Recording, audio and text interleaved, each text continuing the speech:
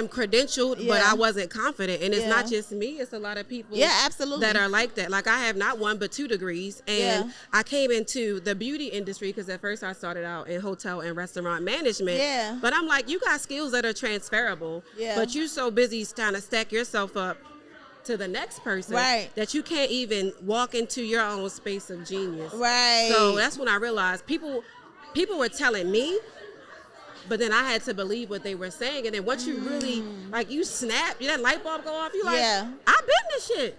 Good idea, now we buying merch. That's ghetto. Payment miss. Ooh, the ghetto. Say she quit. Ooh, the ghetto. Late on your rent. Rent is ghetto. New event. Ooh, the ghetto. Invoice in. That ain't ghetto. Money spent. Oh, that's ghetto. Hold on, it's kind of ghetto being a CEO. Are you a hairstylist, beautypreneur? But let me give you a quick tip right quick. I had a client that literally was in the school of marketing, and they were able to amplify their content because I showed them exactly what to do when it came to their launches and their content. Another student went crazy with her launches and made 10K on the first launch because she was able to not just open her books up, but she actually had a celebration for her books every month when it dropped, right? She went on live and made it a thing when her books dropped, so then she literally got booked out. If you want 10K months, 20K months, 30K months, 40K months, then you need to learn how to launch, okay? Comment SOM in the chat if you need to join us in the School of Marketing. See you inside. Welcome back to another episode of the Ghetto CEO podcast, where we talk about all things being a CEO. Because honestly, y'all, being a CEO is super ghetto. But we have a special episode today at the Spa Boss Awards. Okay, we are on location talking to Spa Boss Queens about them and their business. And today is no different. Okay, who do we have on the couch today?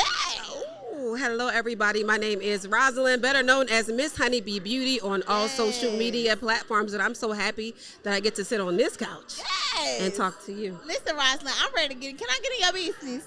A little bit, yeah. A little bit. Okay, so let's get into it. I know this journey is full of highs, it's full of lows, all the things. And tell me, what has been the most ghettoest thing about owning a business? There's so many, but if I could pick one, If I could pick one, it is getting out of your own way. Getting out of your own way, and I always talk to people about imposter syndrome because that, can I say a profanity word? That shit'll mess you up. Period. It'll really, really mess you up, and it'll block you, block your business, and block your blessings, and block the people that you are supposed to be a blessing to. And if you are bound by your own self-limiting beliefs, you can't move, you can't grow, you can't scale because you got trauma holding you back. And a lot of us ain't dealt with our childhood trauma, but we trying to get to the bag or, big up our business, but we really can't. No, absolutely. And I think that, and how did you know what I'm saying, the imposter syndrome was not the way to go? Like, did you suffer with that? I suffer. Let me say this. Imposter syndrome is not something that you can heal from and it'll just immediately go away or go away forever. Like, it'll come back to haunt you today, tomorrow, next week, a little bit from now. But I knew I was struggling from it because I was credentialed on paper, but I wasn't confident. Ooh. So it's like when you show up in the spaces, credentials, but lack of confidence. Baby, that's my tagline. I am credentialed, but I wasn't confident. And it's not just me. It's a lot of people that are like that. Like, I have not one but 2 degrees. And I came into the beauty industry because at first I started out in hotel and restaurant management. But I'm like, you got skills that are transferable, but you're so busy trying to stack yourself up to the next person that you can't even walk into your own space of genius. So that's when I realized people were telling me, but then I had to believe what they were saying. And then once you really, like, you snap, that light bulb go off, you like, I've been this shit. Period.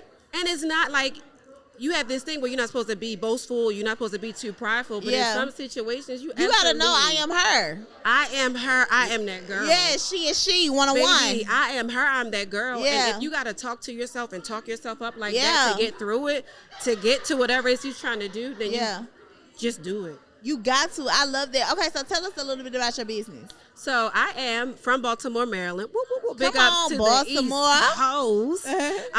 But I am corrective skincare maven. So, and my goal is to take my client skin from struggling to striving. And I want to be the model for good.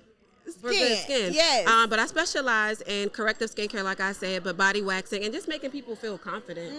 Because a lot of us are hiding behind this veil of makeup because we don't want people to see the real us. And my goal is to help people step outside of that. So what made you get into corrective skincare, right? Because a lot of times, it's like, well, it's just easy. Let me just do a little facial, do a little this, but you was like, nah, like, I don't want to just do it for you to feel like you having a self-care. Like, I really want to correct the issues that you have so you can you can be confident in your own skin. Yeah. Well, I wanted to get into that. Honestly, I went into the industry to just do waxing. And waxing is cool. It's cute.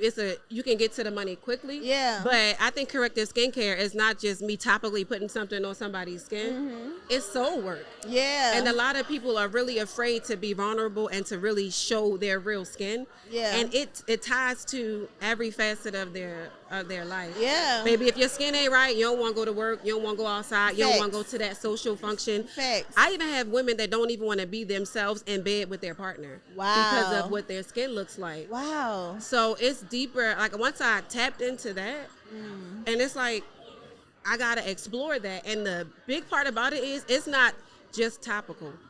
I love this. It's in your gut, it's in your soul, and it stems from your face not being well, but that's a sign in your body saying something else is off balance. Yes, so. I love that. And even like you said, being confident in your own skin, because like right now today I missed my makeup appointment because I was asleep, girl. But you cute. But girl, I came anyway. You showed know what I'm up. saying? But it's like the confidence. Like some people would be like, "Oh no, I could not go do interviews. I could not go be around people because I don't got no makeup." Girl, I will wear this fresh face, put some moisture on, and go on by my business. You know what I'm saying? But you gotta, and I can only imagine the people that can't have that level of confidence or the barrier of like, okay, I gotta put my makeup on so I can walk out of the house. You know what I'm saying? Go to the store or do this. And so I love what you are doing in the community. I appreciate it. I have women, you talking about no makeup, I have women that have told me they have sleep wigs. So when you come to me, I want them adult hairs that they call baby hairs. Yeah. I'm wiping them off. I'm wiping them away. And if you have a wig on, I ask you to take it off. Because I don't want to destroy it because they cost money. Yeah. Sit that hat over there.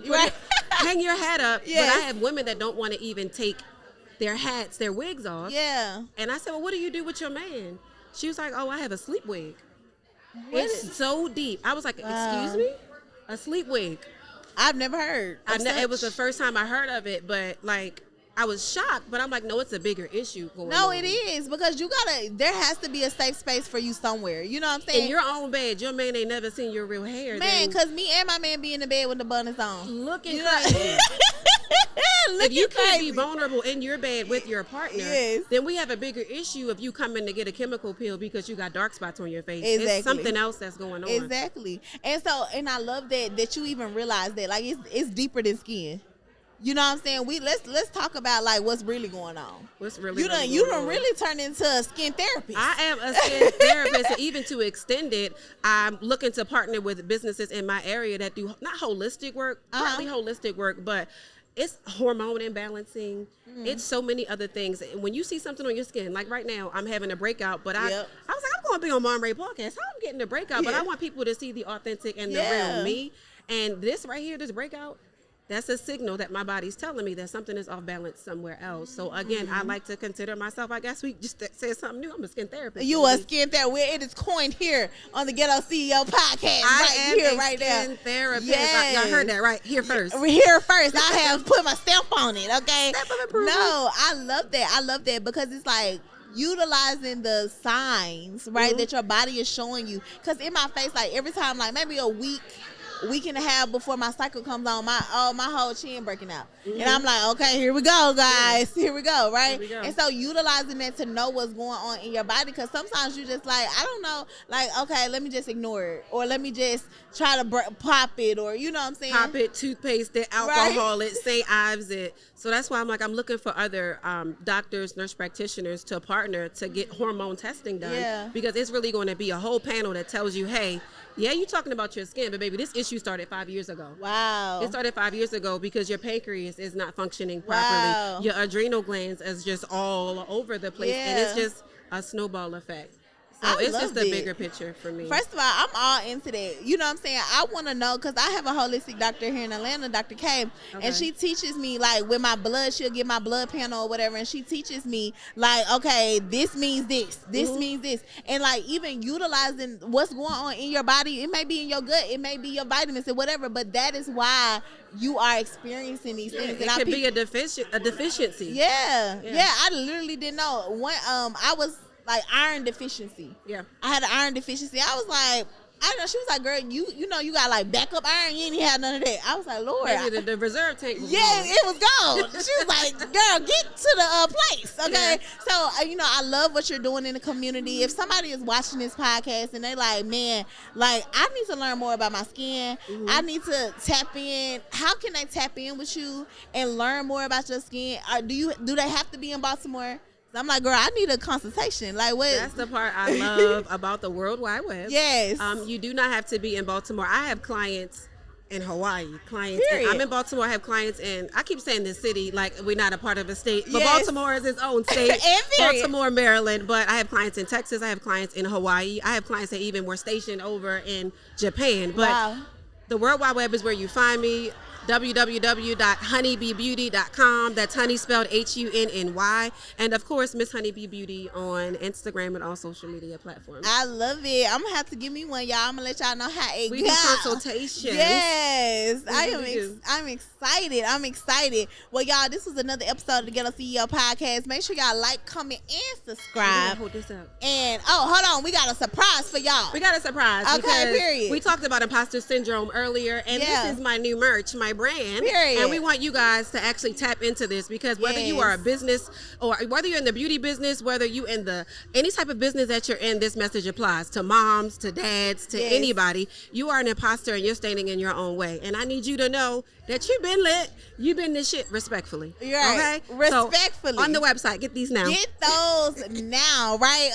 Listen, from the words of Candace Holyfield, Rule 33.33. If you're an imposter, then you got to go. You can't be in a space. There's no space. Okay, there's no space for you. You got to tap in. Y'all make sure y'all like, comment, and subscribe. And I'll see y'all in the next episode of Ghetto CEO Podcast. Bye, y'all. Invoice in, that ain't ghetto. Money spin, oh, that's ghetto.